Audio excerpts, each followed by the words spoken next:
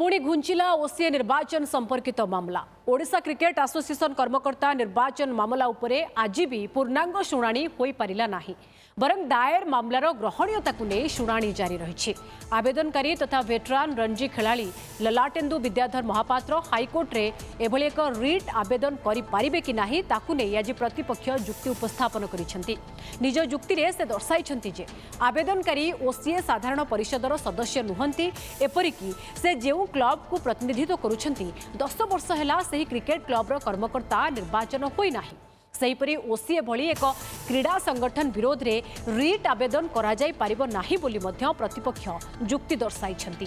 2025 September मासरे OCA कर्मकर्ता अवधि पूरी थिबा बेले काहींके निर्वाचन हेउ नाही बोली प्रश्न उठाइबा सह कोर्ट को द्वारस्थ होइथिले आवेदनकारी। तेबे आसंता मंगलवार मामलार परवर्ती शुणाणी पई आज दिन धार्य करिसेंती हाईकोर्ट। आमर मेन अबिका पॉइंट चलछि रिट एप्लिकेशन टा बाय ए पर्सन जो मैंने फाइल कर मेंटेनेबल हम कि नहीं कहीं रिट एप्लिकेशन फाइल होती गोटे सोसाइटी ओसीए गोटे सोसाइटी डिसेम्बर मसरे गोटे सेंट्रल गवर्नमेंट गोटे नोटिफिकेशन आसला जे जेहेतु ये एक्टा कौ कौ स्पोर्ट्स पूरा इनक्लूड हम एपर्त किसी डिसाइड होनी गोटे ट्रांजिशनल पीरियड से भी अगस्ट मसरे एक्ट आसी एनाक्टमेंट होती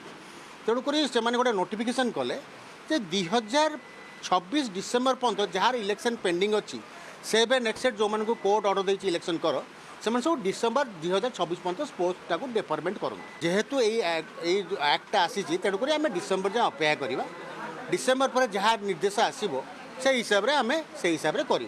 समस्त राजी है से हिसाब से अभिया इश्यू अच्छे डिस्प्यूट करी डिस्प्यूट कर सिविल सुट को जी यहाँ गोटे गोटे पार्ट गला सेकेंड पार्ट हूँ जी रिट फाइल कर ललाटेन्दु विद्याधर महापात्र और तड़ित कुमार राउत ललाटेन्दु विद्याधर महापात्र कौन एसोसिएशन मेंबर नुहंती।